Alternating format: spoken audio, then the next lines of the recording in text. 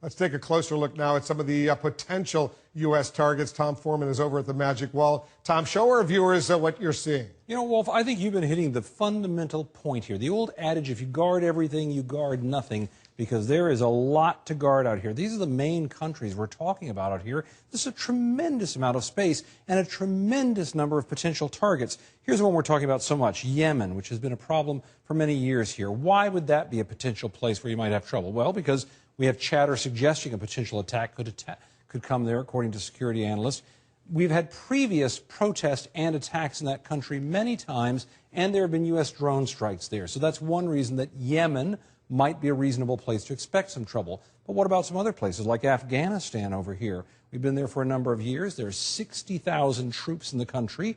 There are military bases all over the place, sometimes big, sometimes small, outposts, all potential targets. And they get about $4.6 billion in aid as they talk with the Taliban there, trying to strike some kind of deal. But at the same time, there have been increased attacks already. So that's a reason that Afghanistan might be the place to be worried about. And what about a wild card like Jordan up here by Syria?